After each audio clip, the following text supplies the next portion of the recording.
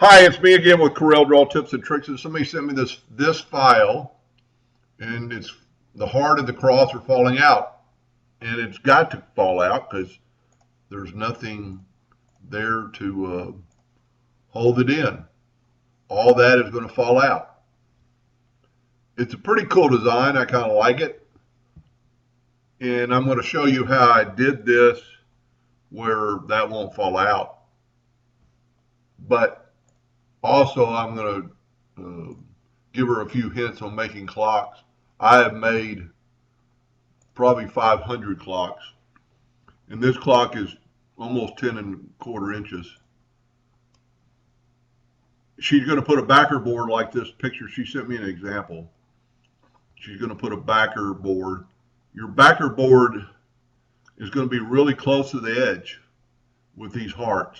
So let's just draw a circle, an ellipse, and press P and put it in the center of the page.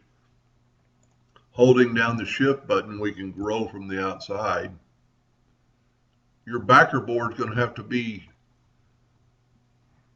10.45 to encompass those hearts.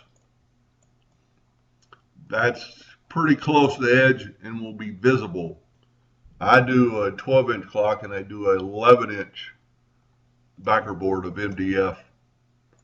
So that's one suggestion, is move your heart inside a little bit more. Give yourself a little bit more edge to your backer board so you cannot see it from the sides of the clock.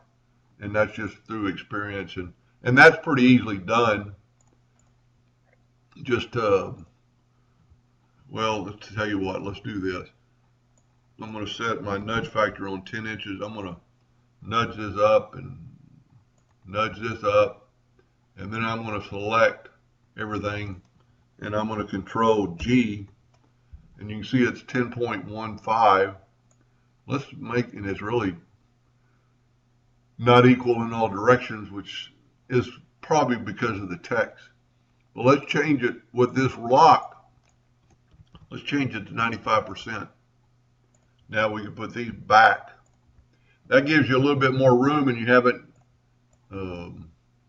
lost anything. It still looks good. Whenever possible, I like making 12-inch clocks because they just kind of show up a little bit more. But then I thought I'd show how I did this. I just kind of used my imagination and kind of like, this was easy because the cord and the hairdryer don't fit together, where this is all going to fall apart. This piece here can't fall apart. This is where the motor of the clock is going to go through. And that would be another thing I would do. I would ungroup this. Let's get our rings out of the way. I would ungroup this.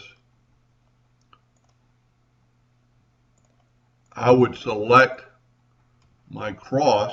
Let me see if I got it all. I'm going to hit delete. I got it all except for my 2 dashes. So what I also need to do is basically smart fill those pieces, move them out of the way, and I'm going to show you why in just a second. And then I'm going to left click, right click. Now those pieces aren't there. Now we can get rid of this, get rid of those 2 little pieces. Basically I welded it. So now we're going to put it back right where it was. My suggestion would be to have this right in the center of that cross. So with your nudge factor set pretty low, 0.002 let's say, I would nudge my whole thing over just a little bit. Well, I've got 2 pieces. Make sure I didn't mess it up. So we need to hold down the shift button and select both pieces.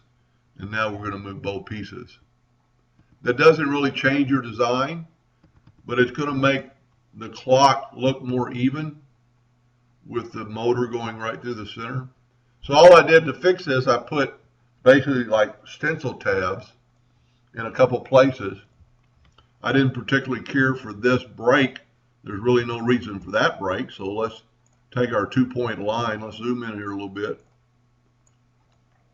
Get a 2-point line and just go from there. Go from that node to that node. And then let's go from that node to that node. And then all I did was take the virtual segment delete key. Whoop.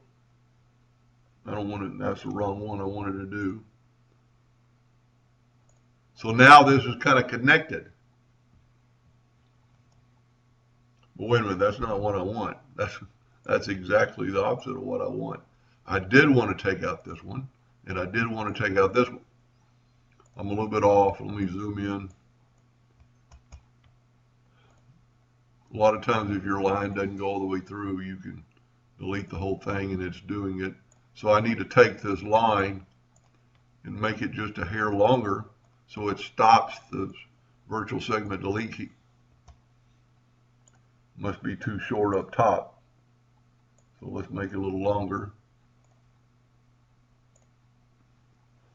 I must not be touching the edge.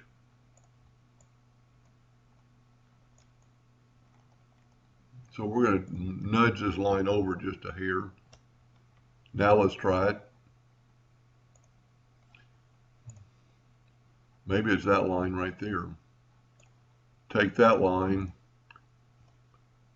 And also you've got an awful lot of nodes on your line. We're going to have to use the shape tool because that's one of the original lines. But you know what, that not. Let's bring that down. Okay, there we go. Then you can delete these two. Now later on we'll weld those together so we don't have to do any more, nothing more to it. I'm going to do the same thing here. Basically I'm going to get rid of this. I don't think it's necessary. And I'm just going to get the virtual segment delete key and just delete that. Now we've got a little bit of a skew maybe in there, but that can be fixed. But then just take the 2-point line and do that right there, and then let's just take another one at that same angle. Control D and make a duplicate, and then we have that exact same angle.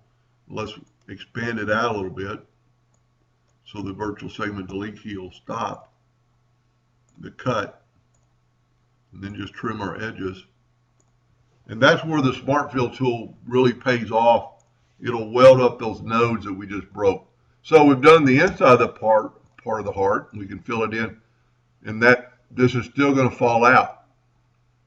So anything black is going to stay, anything white is going to leave. So this would actually work, but the inside of the cross is not going to work. So I just took the initiative to kind of put it at an angle instead of making it like that. So I'm going to take a 2-point line, and I'm going to go from that node to that node. I'm actually going to go a little bit longer. And I'm going to Control D and make a duplicate. And this is maybe where you'd want to set your nudge distance on 0.0125. And just nudge that line over a certain amount of times and then down. Take that one and nudge it down. I'm not counting. Nudge this one down the same amount of time. Kind of have the same look to it.